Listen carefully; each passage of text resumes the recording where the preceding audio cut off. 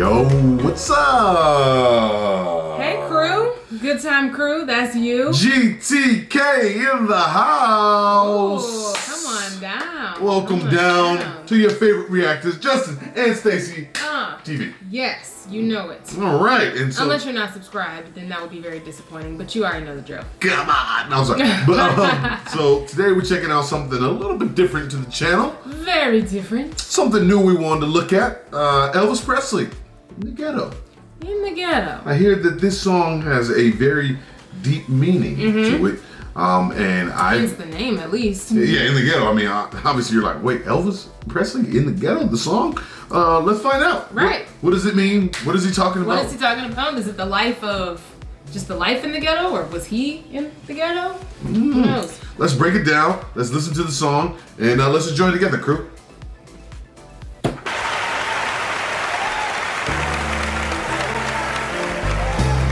First of all, let's see what you got. As the snow flies on a cold and gray Chicago morning, a poor little baby child is born in the ghetto, and his mama cries. But if there's one thing that she don't need, it's another hungry mouth to feed in the ghetto. People, don't you understand? The child needs a helping hand. You're gonna be an angry young man someday. And take a look at you and me.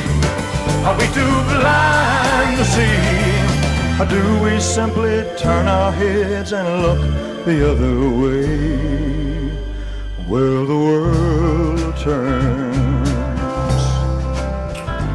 You know what? Well.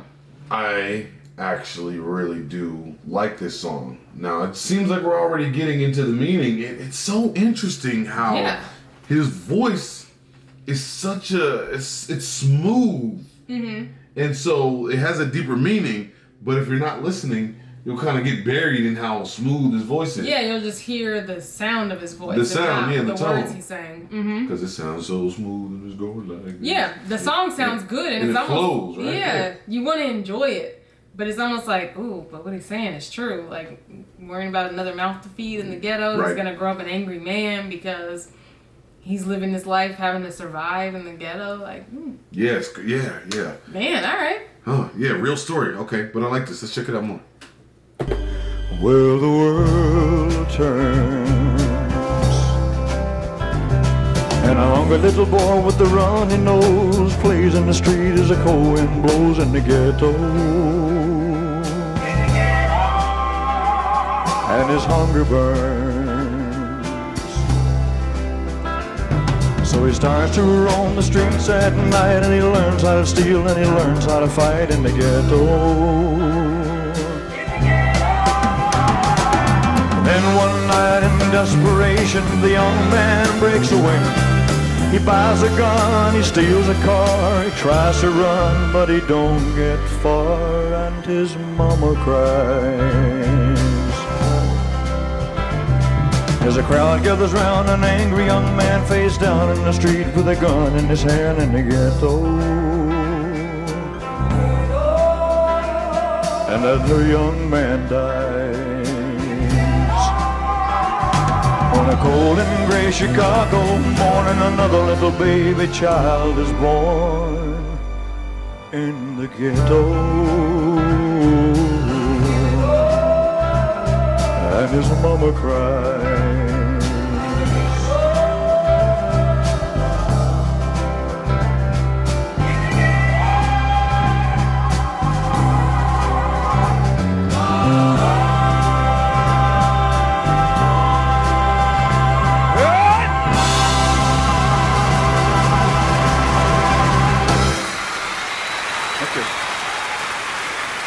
Well, That was good. that was good. That was powerful in such a very interesting way.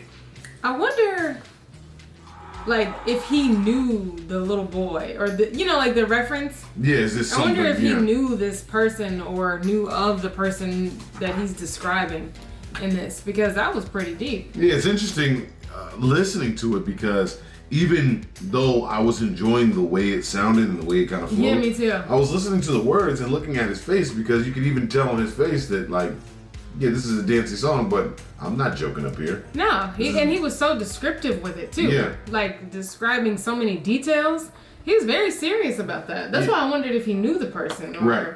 It seems like a dark, deep meaning. Like he just he knew somebody who grew up like that, and that's what happened. Because in his face, you could tell like in his face, like he wasn't in a crowd full of people. They're all here to see you. Yeah, he's not up there smiling like ha, it's a ghetto. Like even though the song sounds good. Yeah, he's like real story here. And did he say Chicago at the beginning? Sounded like he said Chicago. Okay. Chicago Ghetto. All right, let's find out. In the ghetto. This is what we call a deep dive. The deep dive. Good time to prove you're still here. GTK, if you're in the house. This is where you need to be. Okay, so. More children than she can feed. Let's learn about it. A boy is born to a mother who already has more children than she can feed in the Chicago ghetto. The boy grows up hungry, learns how to steal, fight, purchases a gun. I did hear that part. Oh yeah, he basically said those exact lines. Learns how to steal and fight, purchases a gun, steals a car. Steals a car, tries to run, but is killed. But he didn't get far. Oh. Good. Oh, okay. This right here. Yeah, created by the structure. Okay, right. It is an inescapable circle. Yeah. That's true, because that's the cycle that a lot of people are still. Think about when this song was performed. This is a cycle that people are still in to this day. That's true. Never being able to get out, but you're trying to survive, and sometimes trying to survive gets you killed. Yeah, by having to do those things. Yeah. Like buying the gun to protect yourself. And if you left somebody behind, if you had a daughter or a son that you left behind in the ghetto, now what? The problem doesn't get solved because no one, even though people are there to say, hey, this is not the way, there's nobody to, if you can't get out of it, you can't get out of it. You're going to keep coming. It's going to consume you. It's the hamster in the wheel. Yeah. So it's interesting to learn about this. I mean, and I know, we know people. I mean, that they grew up in different circumstances that we didn't, and that have probably had issues like this, had guns, had this. As a youth, I never owned a gun. No, not at all. And I think it's interesting because I was just talking. Remember, I told you I was doing a story not too long ago. They're trying to keep kids away from guns. Yeah. But one of the guys in the neighborhood said, how am I supposed to tell these young kids not to carry a gun to protect themselves? That's true. Because you can't tell everybody to not have guns. And he said, how do I look telling them not to have a gun and then somebody comes and runs in their house? And then they've gotten nothing. And then, but then the cycle continues. You know what I mean? So. And that's how you get to a situation like what he's talking about here. Yep. About the cycle of poverty and violence and no way to change it because of where you are. Yeah. Because if you take a person or people out of it and disperse them in areas of upscale suburbs and things like that, they might not become that because they don't have to. Yeah. I mean, like your environment. If we're using us for an example, just as one example of a million positive examples, we didn't grow up in those circumstances, so why did we need to do that? Right. We didn't need to steal. We had parents who were buying our stuff. Right. Like, what's to steal? And that's not the case for everybody. Yeah, it's not the case. Not everybody's circumstance is not like that. That's why they have those youth programs and a lot of people. But you're right, though. You're right. Like the environment. Yeah. That's really what it comes down to. You become sometimes what you are. Like you always say, nature versus nurture. Yeah, and that's a real thing. Yeah. That's a real thing. You take two of the exact same people, twins even, raise them on different sides of the world and see what parts of them become and what parts of them don't become. Yeah. That was an interesting song. Yeah, it was. I wonder what the backstory was at, because it looks like written by Mac Davis, 1969. So Mac Davis might have either lived in the ghetto or knew someone who lived in this area that he's referring to. Or like not this area, but lived this life that he's referring to. Yeah, or knew somebody that did. It's interesting because when you're thinking about it, you want to know why. Obviously, Elvis is not here to talk about why, but maybe he did in some interview somewhere. Talk about, why. If that was a song written by somebody else, why did you choose to, perform the songs? Because you wanted to get that message out, or I was thinking that. Like, hey, somebody needs to hear this message, and somebody as big as me, with my platform, needs to put it out. Yeah, I wonder if that created change.